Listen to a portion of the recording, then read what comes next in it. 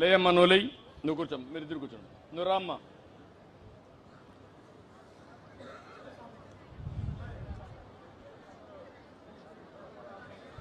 నీ పేరేంటమ్మా? ఏమ్మా? వెంకాయమ్మ గారు దగ్గర పెట్టుకోమ్మా, దగ్గర పెట్టుకో. ఎంతమంది అమ్మా మీరు మీ ఇంట్లో? అబ్బాయిలు అమ్మాయిలు. అబ్బాయిలు ఉన్నారమ్మా ఇక్కడ? ఎక్కడ పోయారమ్మా?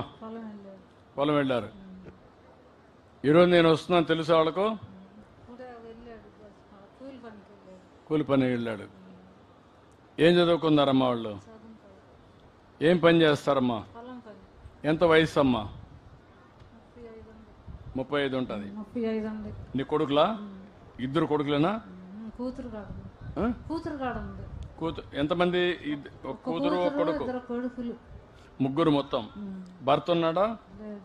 నీకేమైనా పింఛన్ కానీ అటువంటి ఏమైనా వస్తాయి? పింఛన్ ఆయన చచ్చిపోయి 15 సంవత్సరాలు అవుతుంది.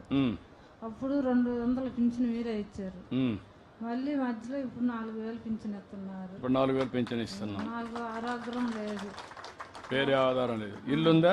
ఇల్లు లేదు. ఇల్లు కూడా లేదు. పిల్లవాడి దగ్గరే ఉంటున్నా. ఇద్దరికి పెళ్ళిళ్ళు కాల? ఇద్దరికి పెళ్ళి అయిందా? కోడళ్ళు ఉన్నారా? ఏం చేస్తారు వాళ్ళు? వాళ్ళకి పిల్లలు ఎంతమంది? ఒక అమ్మాయి, ఒక అబ్బాయి, ఒక అమ్మాయి, ఒక అబ్బాయి. ఏం చదువుతారు వాళ్ళు? ఒక అమ్మాయి 6 చదువుతుంది, ఒక అబ్బాయి 4 చదువుతున్నాడు. ఇంకొకరికి ఇంకొకడికి చదువుతలేదు. వాడు ఏం పని చేస్తాడు? కూలి పని. మరి ఎట్లా నువ్వు? నేను ఒక్కదాన్ని అబ్బాయి కాడే ఉంటావమ్మా, కానీ అందరిని చదివించాలి కదా. నేను చదివలేను సార్, నేనేం పెట్టి చదివించేది? ఎంత వయసు ఎంత వాడికి? చదువు నిలిపేసిన వాడికి?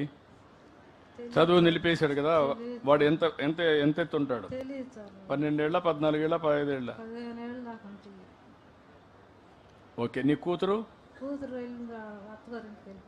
వెళ్ళిపోయింది. కాబట్టి కూతురు వెళ్ళింది. 2 కొడుకులు ఉన్నారు, 2 కోడళ్ళు ఉన్నారు, ఒక్కొక్కరికి 2 పిల్లలు ఉన్నారు. అంతా కలిసి ఎంతమంది? 4. 6 ఎట్లా? మా ఎమ్మెల్యే 6 అంటున్నాడు. 2 కొడుకులు, 2 వాళ్ళకు భార్యలు, మళ్ళా 2 ఒక్కొక్కరికి 2 కొడుకులు అంటే 6 అంటే చెప్తాను. మా ఎమ్మెల్యే లెక్క తప్పబడతా అంత తక్కువ అవుతుందండి. నాకు ఆరోగ్యం సరిలేదు సార్. నీకు ఆరోగ్యం సరే? ఏంటమ్మా నీ ఆరోగ్యం? నీకమ్మా డిటెక్ట్ చేశారా? ధైర్యంగా కరెంట్ పెట్టారు, కీమీలు పెడుతున్నారు. 3 కీమీలు పెట్టారు, 8 కీమీలు పెట్టాలన్నారు. ఆ కీమీలు పెట్టినప్పుడు హుషారంటలు అసలు పైకి లేవలేకపోతున్నారు. బాగా బలహీనం అవుతున్నాం. మీరు ఒక విచిత్రమైన పరిస్థితి. వెంకాయమ్మను మీరు చూశారు. 2 కొడుకులు, 1 కూతురు. హాస్పిటల్ వెళ్దామంటే ఆ అబ్బాయిని తీసుకొని వెళ్దామంటే ఆ అబ్బాయి కూడా రావట్లేదు. ఆరోగ్యం హుషారు లేక ఆ అబ్బాయి కూడా తీసుకెళ్తానికి నేను డబ్బులు ఇస్తానమ్మా, నేను ఇచ్చి మానిటర్ చేస్తాను, నేను చేస్తాను. ఈ అమ్మాయిని మీరు చూస్తే అబ్బాయి కూడా ఏదైనా గొర్రెలు పెడితే అబ్బాయి కూడా చూసుకుంటాడు. నాకు ఇల్లు లేదు, ఇల్లు కట్టి పెడితే నేను ఇంట్లో ఉండి ఉంటాను. మీకు వందనాలు సార్. ఓకే అమ్మా, చెప్తాను. ఇప్పుడు మీరు ఈ అమ్మాయిని చూశారు, ఈ పెద్దామని. 2 కొడుకులు, 1 కూతురు. కూతురికి పెళ్ళి అయింది, వెళ్ళింది. 2 కొడుకులు కూడా పెళ్ళిళ్ళు అయినాయి. అదే సమయంలో 2 పిల్లలు ఉన్నారు ఒక్కొక్కరికి. ఈవిడ క్యాన్సర్ వచ్చింది, కీమో తీసుకుంటా ఉంది. కొడుకు కూడా రమ్మంటే ఈ పనుల వల్ల ఇప్పుడు మీరు చూశారు. పేదవాడి ప్రాధాన్యత. ఓసారి నేను వస్తున్నానన్నా ఈరోజు కూలికి పోకపోతే ఆ పూట గడవదనే ఉద్దేశంతో కూలికి పోయే పరిస్థితికి వచ్చారు. ఈవిడైతే పాపం ఎండలో కూర్చోలేదు, అదే మరి కూలికి పోలేదు. కీమో తీసుకుంటే కొంచెం సమస్య ఉంటుంది. కీమో తీసుకోవాలంటే ఎవరు తోడు రారు, కానీ డబ్బులు కూడా లేవు. ఆ పరిస్థితిలో ఇబ్బంది పడతా ఉంది. ఇది మనుషుల్లో ఉండే సమస్యలు. ఇదే ఓసారి మానవత్వం మనం కానీ అటెండ్ అయితే కొంతవరకైనా సమస్య పరిష్కారం చేయగలుగుతాం. నేను అందుకే ఆవిడ అడిగితే కూడా ఒక మాట అనేది మీరు చూశారు. కొడుకులు ఇదైతే వాళ్ళకు కూడా ఏదైనా గొర్రెలు పట్టించండి, నాకు ఆరోగ్యం కోసం ఇవ్వండి, ఇల్లు కూడా లేదు, ఇల్లు కట్టించండి, వాళ్ళు బాగుపడతారు, నా ఆరోగ్యాన్ని బాగు చేసుకుంటారని కోరుకునే పరిస్థితి వచ్చిందంటే భారతదేశంలో ఒక గొప్ప సంపద. ఈవిడికి ఇన్ని ఇబ్బందులున్నా ఆవిడ గురించి ఆలోచిస్తేనే కొడుకుల గురించి ఆలోచిస్తూ ఉంది. అది భారతదేశంలో ఉండే ఒక పెద్ద అనుబంధం, పిల్లలపై ఉండే అనుబంధం. పిల్లలు కూడా అనుబంధాన్ని కాపాడుకోవాలంటే తల్లిదండ్రులను గౌరవిస్తూ వాళ్ళను కూడా సక్రమంగా చూసుకోవాల్సిన బాధ్యత ఉంది.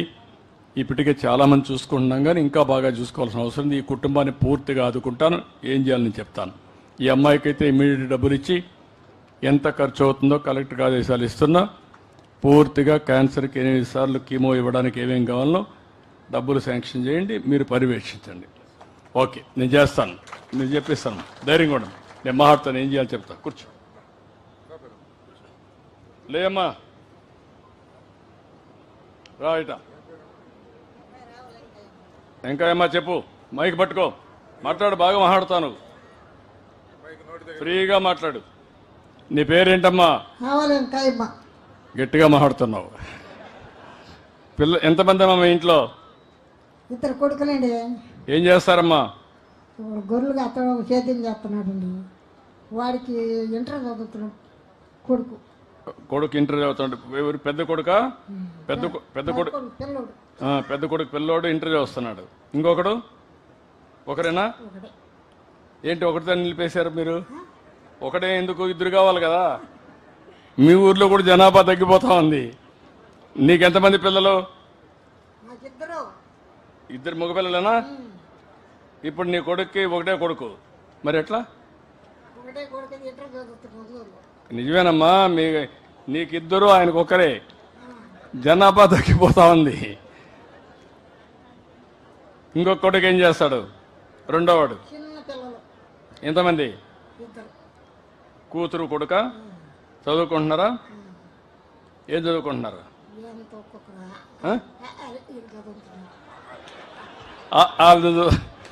మా పెద్దమ్మ బాగా ఎల్కేజీ ఇంగ్లీషు బాగా చదువుకుంటున్నారా? నీకు పింఛన్ వస్తుందా? ఇప్పుడు లేదా? నీకు పింఛన్ లేదా ఇప్పుడు? కలెక్టర్ గారు ఈ అమ్మాయికి ఇమ్మీడియట్గా ఈ రోజు నుంచి, ఈ మంత్ నుంచే పింఛన్ ఇవ్వండి. నేను ఇమ్మీడియట్గా ఇమ్మంటానమ్మా, పింఛన్ ఇస్తారు. ఓకే, కూర్చొని చెప్తాను ఏం చేయాలి.